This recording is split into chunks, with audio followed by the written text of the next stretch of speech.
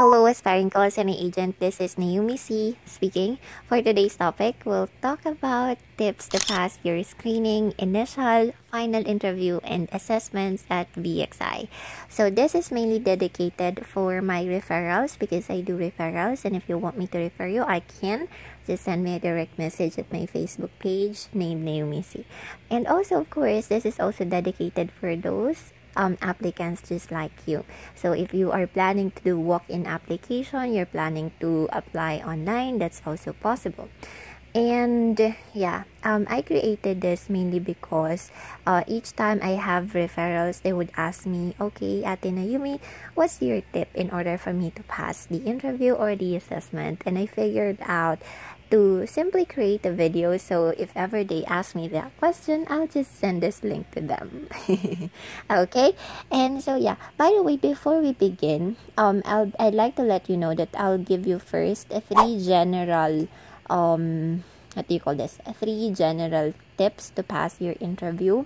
And this is like, when you say general, this is something that you have to apply like in the entire call, like the entire period of time, like for your screening, initial, final, or even assessments. Okay, and then I'll also give three tips to each of those, like 3 tips for initial, 3 tips for screening, 3 tips for final, and 3 tips for what do you call this, assessments. So I've got a lot of tips for you, but I've given you like 3 tips only, and for me these are the best tips, and if you will follow all of these, then I know for sure you'll be able to get the job offer.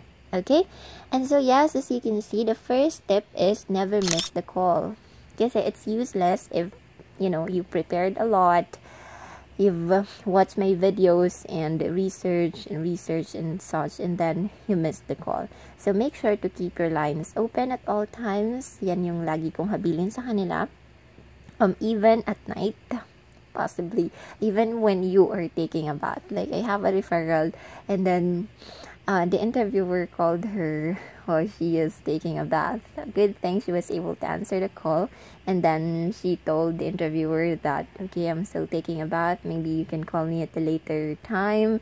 And so they scheduled a preferred time and such. Alright, so that's something that you shouldn't miss, because again, our interviewers are quite busy. They have a lot of people to call that specific day, and they may not have the chance to call you again, even if they promise to give you a call back. So most of the time, if you miss the first call, that's the last time. And then if you want to apply, then just reapply again. Alright, and then second is manage your nervousness. One of the reasons why we fail almost all the time is because of nervousness. Like, we can answer all of the questions if we aren't nervous. We could have said the best answers if we aren't nervous, or we're not panicking, we're just cool. So best tip really is to keep calm, inhale and exhale if possible. Okay, so 1 second guys, my alarm is ringing again. So pardon about that. Okay, alright, it's like 4:30 in the morning that I have my alarm on. My gosh. Alright guys, going back, where are we at? So yeah, manage your nervousness. Inhale, exhale if needed, and then learn to pause just a couple of seconds before answering, and then give your 110% effort. So if you did not give your 110% effort, trust me, you might not be able to pass the interview or the assessments. So make sure to give yourself a time to review, to practice, and watch videos online. You've got a lot of resources online. Don't tell me you can't, because there are a whole lot of resources, and this one is already one of those. Okay, so yeah, let's move on to my tips for screening interview. So this is applied for both over the phone interview and face-to-face interview. Right, so for screening interview, first step is speak in English. Avoid saying po and opo. Okay, ang simple-simple nito, siguro, to others who are listening to this video. But when you receive a call kasi from our talent acquisition team, they are already speaking in English, and most of them are really fluent, very, very good in English. And so, isang signal na sa inyo na when someone is talking or speaking in English, you have to speak in English as well. Now, I've come to experience like submitting referrals online, and of course submitting referrals walk-in. Like, I personally go to the office to submit your referrals, guys, or like say your names and such. And I even have this referral na sinamahan ko talaga pumunta sa office and such. And before we went there, I gave her every single tip that I can possibly give. But then maybe she's not into speaking in English talaga all the time, and that was her first time as well. So when she was asked a certain question, she is saying or speaking in Tagalog or Taglish, of course, and then she always ended with po and opo. And at that time, she didn't make it, so she did not pass the interview and all. Alright, so even my friend, I have this friend of mine who said that maybe the reason why she didn't pass is because she always says po and opo at the end of her statement, even if the interviewer would say, okay, please avoid saying po and opo, but she would still, do that. So that's how polite she is. But being too polite, can sometimes ruin your day. Okay, so that's the best tip I can give. Now, the second tip is the questions are close-ended questions, but be sure to answer it in full sentence and avoid one-liners. So when you say close-ended, the interviewer would say, what is your highest educational attainment? And then you will say college level. So that is a one-liner, and please don't do that. My friend who didn't pass the interview also said that she wasn't able to pass the interview. So consider it as a lesson. So each time you will be asked by that question, even if that's just plainly saying what is your highest educational attainment, explain to them like, I am a graduate of Bachelor of Science in Secondary Education, major in English, March 17, 2020, and something like that, right? You don't have to say college level, college degree, or college. It's a one-liner. Right, third tip is be at your best. Remember that if you fail in this part, you no longer have the chance to move forward. So this is where the 110 effort comes in. You have to be at your best.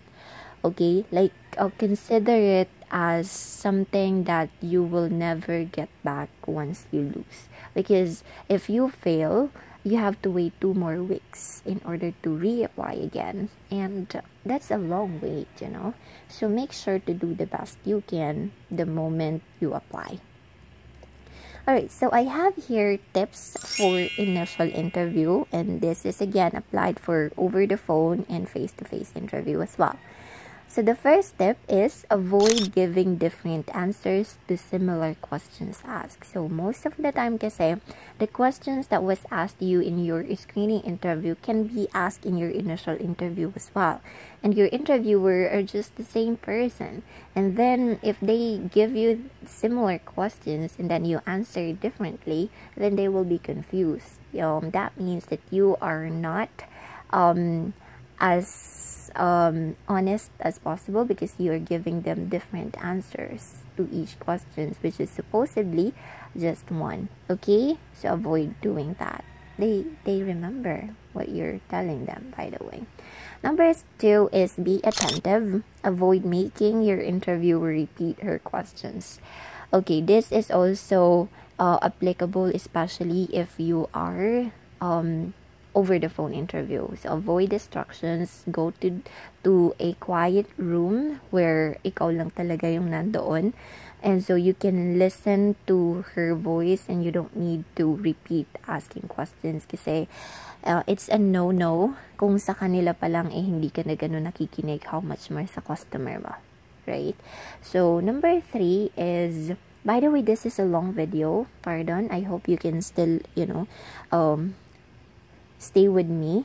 Number 3 is be honest with your answer, but always remember my biggest tip, which is if you have to say something that isn't that good, end it in a positive light. So for example, you already have an experience sa other industry, and then you were asked why did you leave your job or your previous job, and then you told them na okay, because of my manager, yung attitude niya and such. So don't do that. Make sure to be honest, but then always end it in a positive light.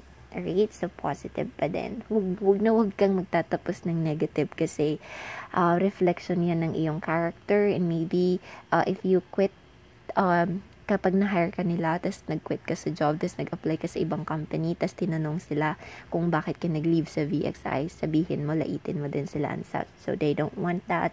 Avoid that.